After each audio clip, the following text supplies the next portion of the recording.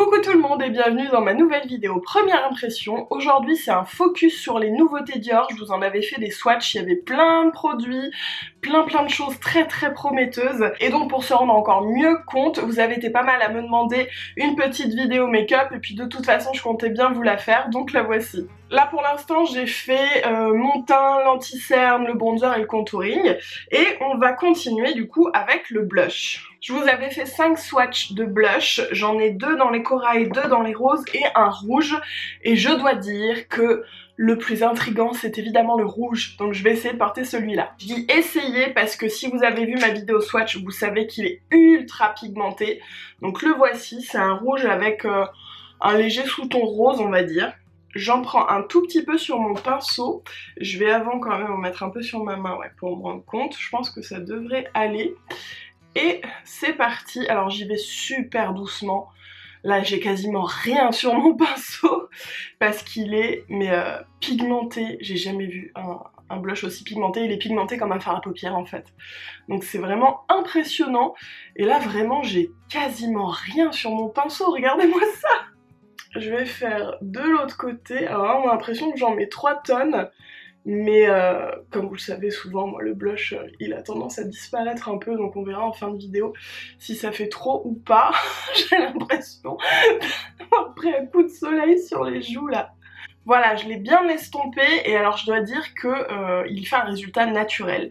C'est ce qui est assez surprenant, c'est que c'est une couleur que clairement j'aurais pas pensé mettre sur mes joues, hein, du rouge, mais une fois sur la peau, j'ai pas l'impression d'avoir mis du blush, je sais pas comment dire, j'ai l'impression que c'est moi qui ai un petit peu rougi ou que c'est mon teint naturel, c'est ma couleur naturelle, c'est très étonnant, mais en tout cas j'aime beaucoup.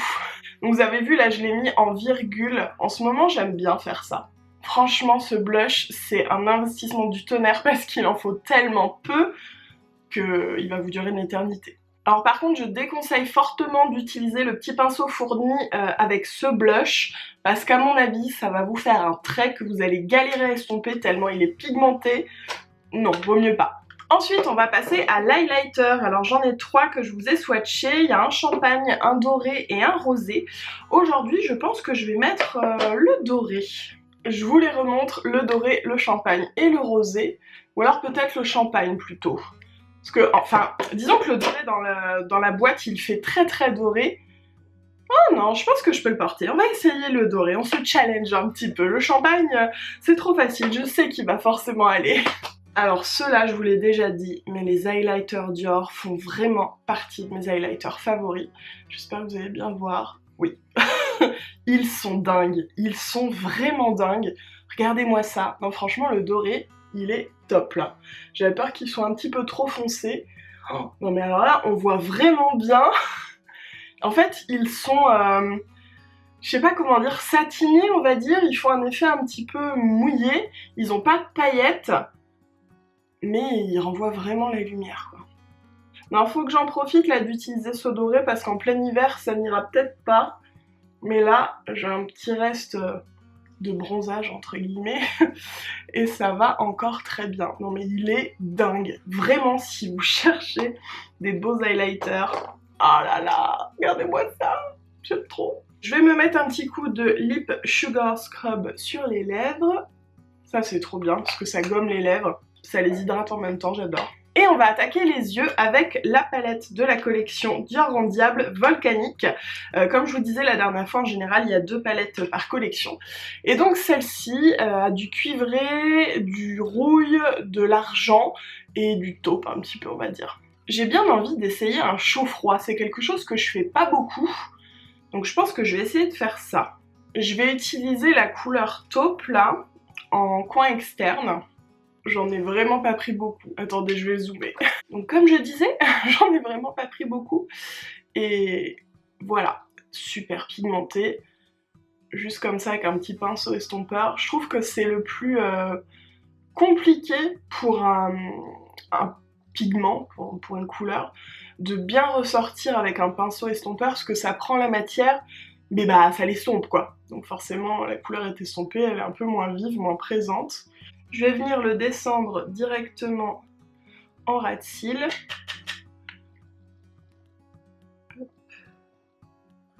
Ensuite, je vais prendre le cuivré que je vais appliquer sur la paupière mobile.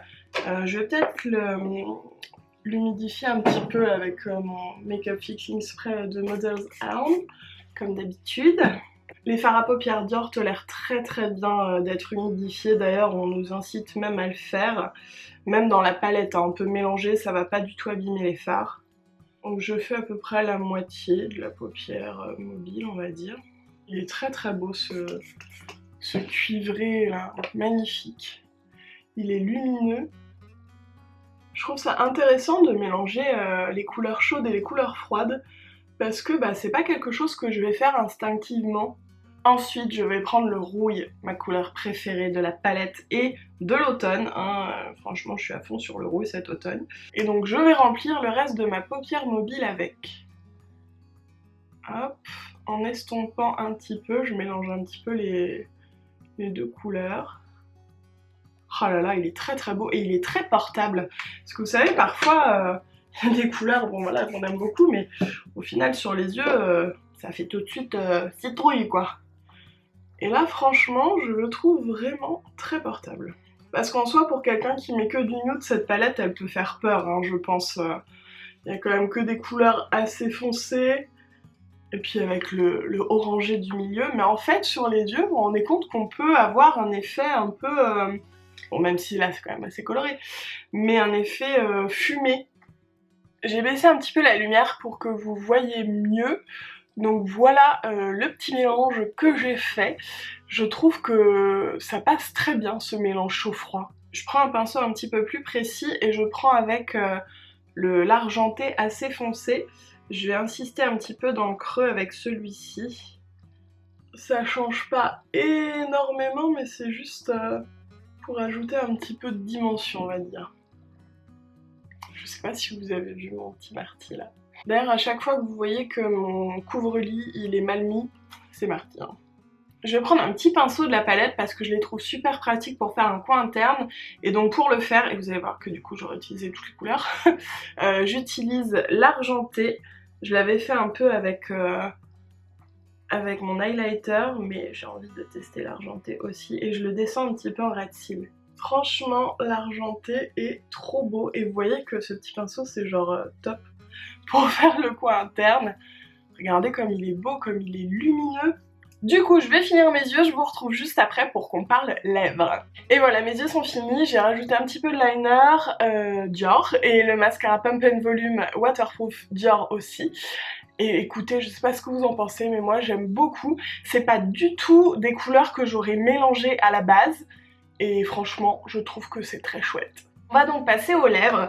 Alors il y a les nouveaux rouges à lèvres rouge Dior, les nouvelles teintes, notamment le rouge en diable, et également une nouvelle teinte parmi les rouges Dior Liquid, le Copper Lava, qui est un rouille orangé un peu pailleté.